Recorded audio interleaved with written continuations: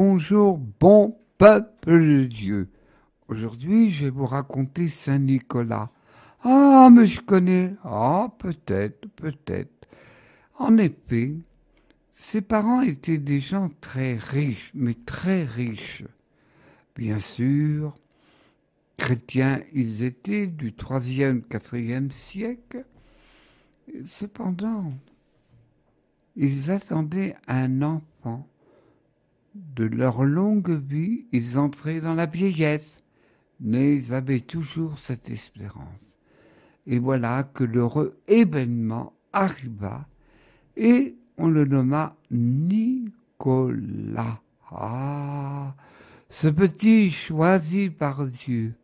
Nicolas, on pourrait dire, oh, mais il a fait tellement de miracles qu'on n'y croit pas. Mais Jésus, notre divin maître, faisait beaucoup de miracles et il s'identifie à certains grands saints comme Nicolas, comme Martin de Tours et bien d'autres, ne serait-ce que le plus connu et populaire, Saint Padre Pio. Et quand cet enfant naquit, chose incroyable, il avait la tétée, mais sauf le mercredi et le vendredi, il refusait. Mais pourquoi le mercredi? Pourquoi le vendredi? Eh bien, le mercredi, tristement, c'est là, dans cette semaine sainte, où Judas vendit Jésus. C'est pourquoi l'Église, dans la tradition, jeûne le mercredi. Aujourd'hui, on dirait, c'est la journée des enfants. Bon, c'est bien aussi. Bon. Et aussi, Nicolas grandit. Cependant, il devient un jeune homme. Mais on avait remarqué que ce jeune garçon était attiré par la prière.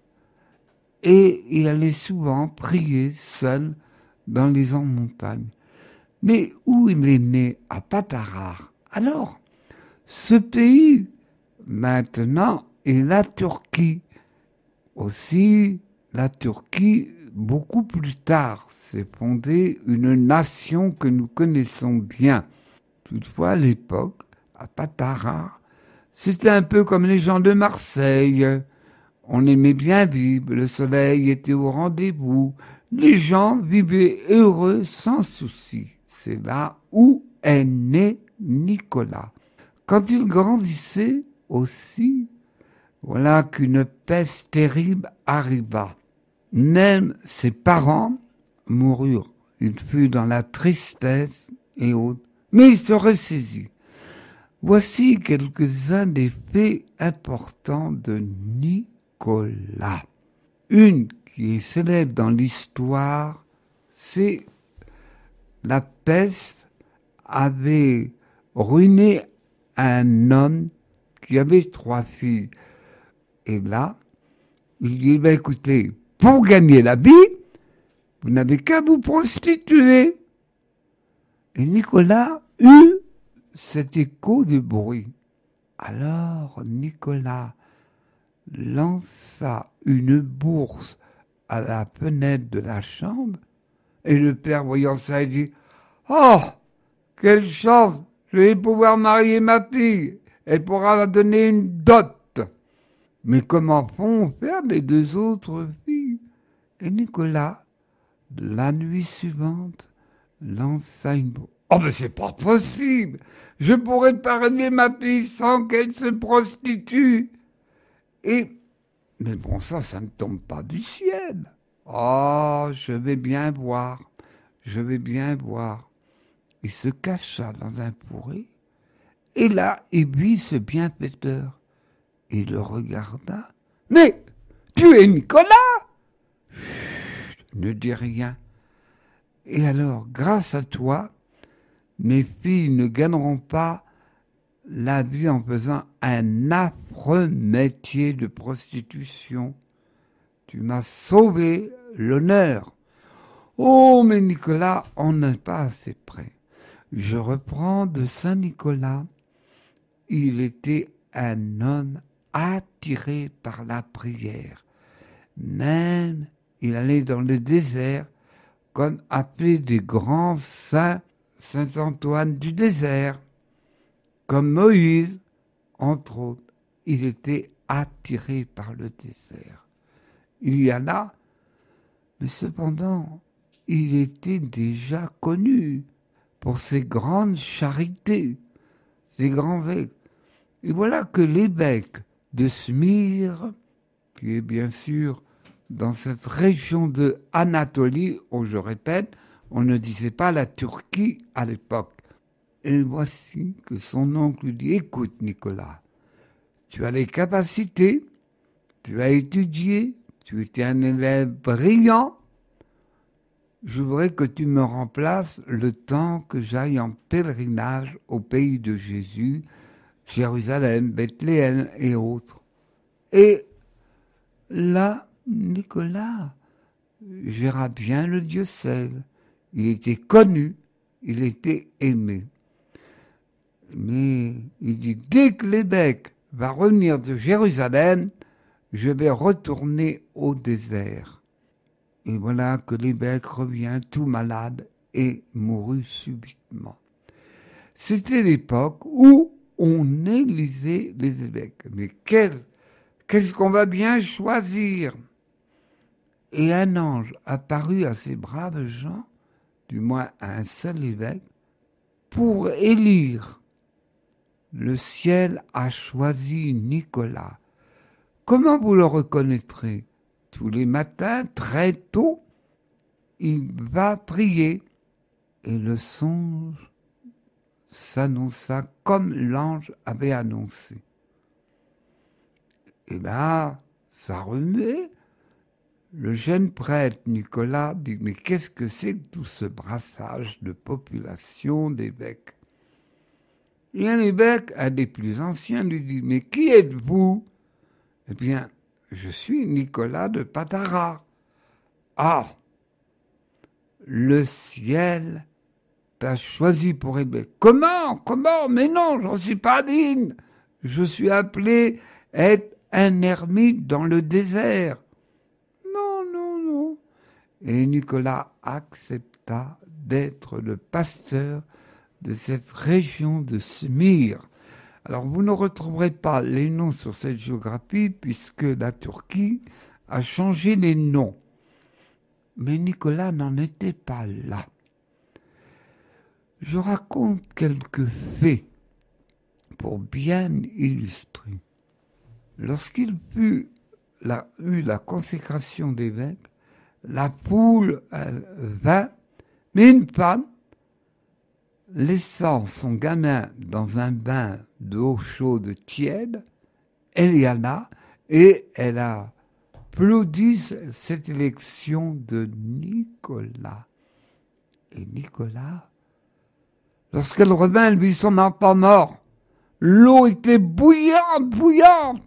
Comment ça fait? Elle en a amené son fils mort. Nicolas, mon fils est mort, peux-tu faire quelque chose? De par la volonté de Dieu, qu'il revienne à la vie. Alors là, les gens disent, c'est vraiment un homme de Dieu.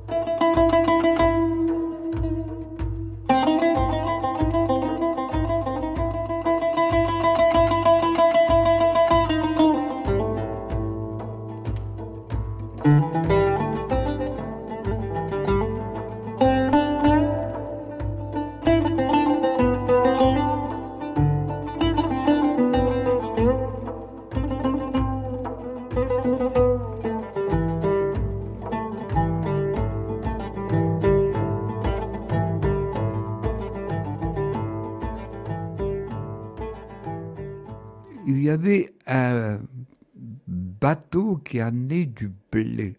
Et Nicolas, il y avait eu sécheresse pendant 3 ans. Aucune récolte, aucune. Et il voit le bateau chargé de blé. Il va voir le capitaine.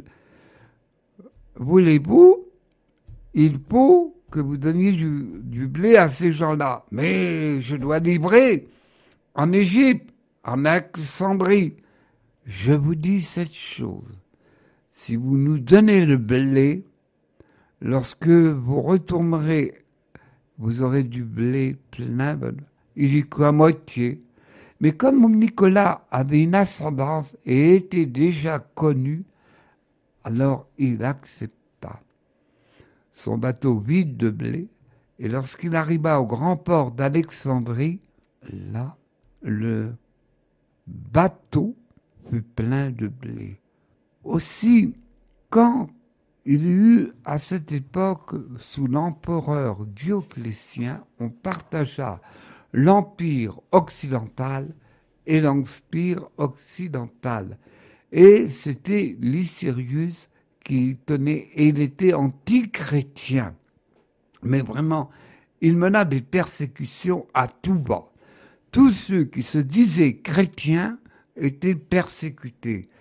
Et une persécution célèbre à Sébaste, où on exploitait le sel, là, il y avait 40 martyrs. Et bien sûr, Nicolas fut pris en otage et on traversa ce terrible désert pour aller à Sébaste.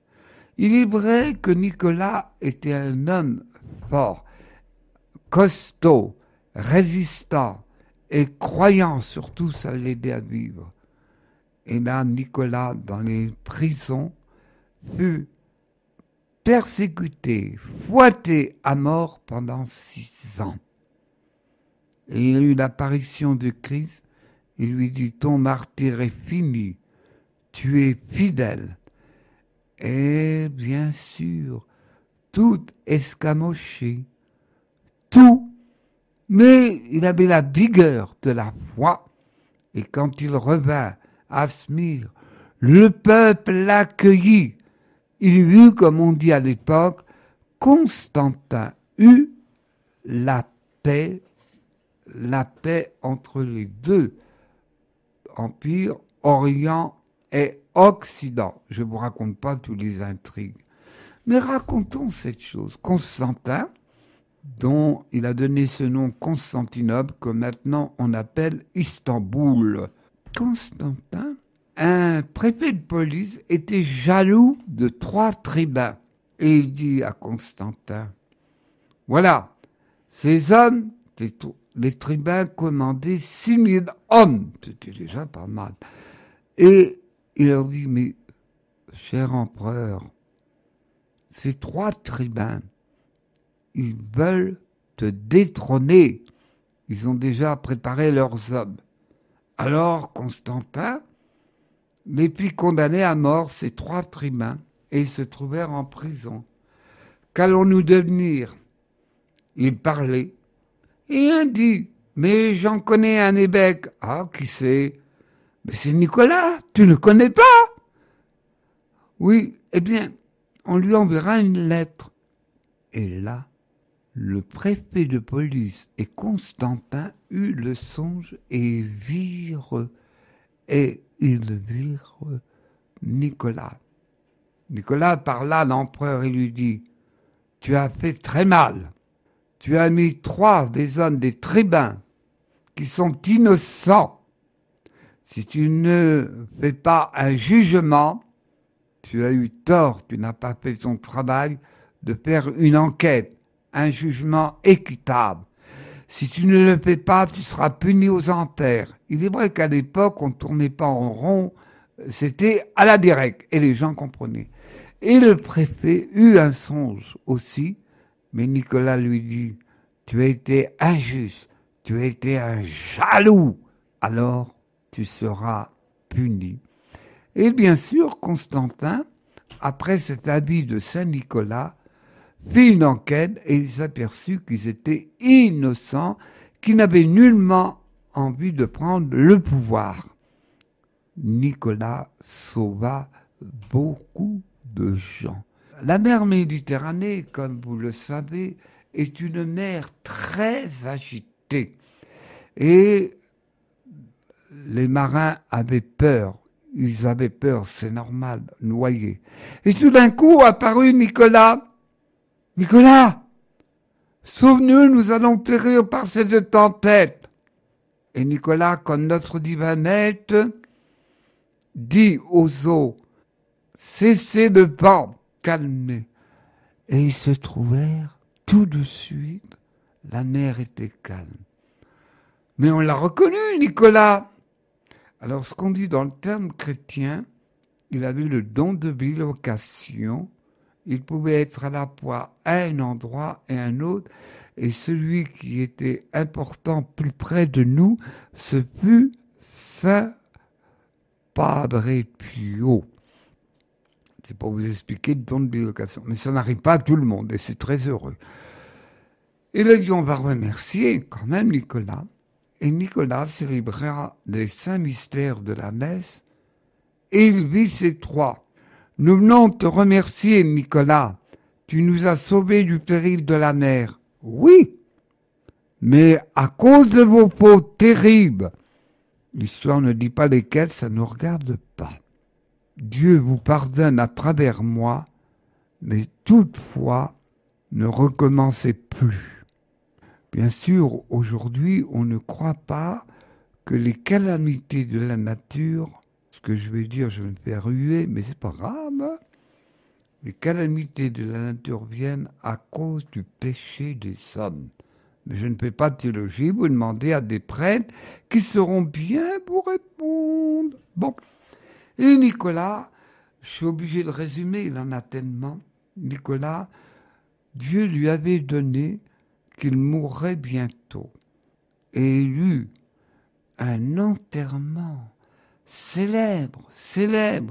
Pendant 3 jours, chacun voulait célébrer Nicolas.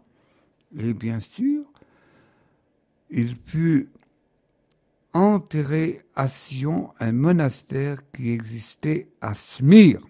Et bien sûr, Nicolas, on vint à sa tombe. On vient prier, il eut beaucoup de miracles, beaucoup. Toutefois, un événement arriva. Il y avait les Sarrasins qui envahissaient ce pays de Anatolie. Et des marins de Bari, qui dans le sud de l'Italie, à la péninsule italienne, ces marins très actifs allèrent chercher les reliques de Saint Nicolas, celui qui avait tant fait de miracles. Et pour tromper l'ennemi, le bateau était chargé de blé. Ces marins de Bari amenèrent les reliques de Saint Nicolas et à Bari, il est fêté au mois de mai. Alors Nicolas est vénéré à cette région et les orthodoxes, les catholiques et les protestants viennent vénérer les reliques.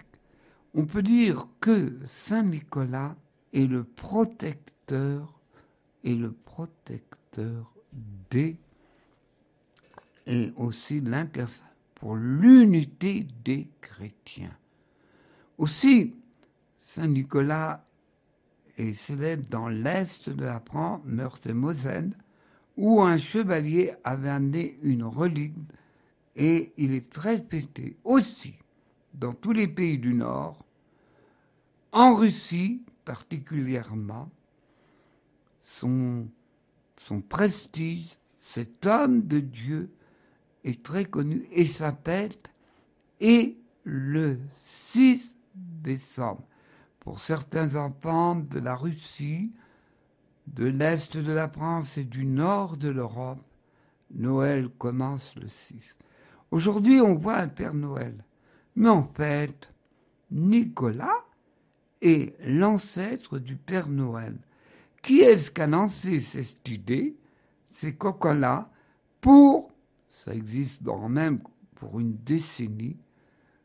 Voilà, Saint Nicolas, ce grand saint qui travailla pour l'unité. C'est un résumé bien concis. Bon peuple de Dieu, priez Saint Nicolas. Vous me direz, Moïse, la Petronira, c'est une légende. Mais légende ou pas, il y a toujours un pont historique et tous les chants de la mer Méditerranée. Quand ils racontent une histoire, ils gonflent, mais c'est toujours agréable à entendre et ça nous stimule à être des chrétiens d'espérance. Bon peuple de Dieu, merci et bonne fête de la Saint-Nicolas.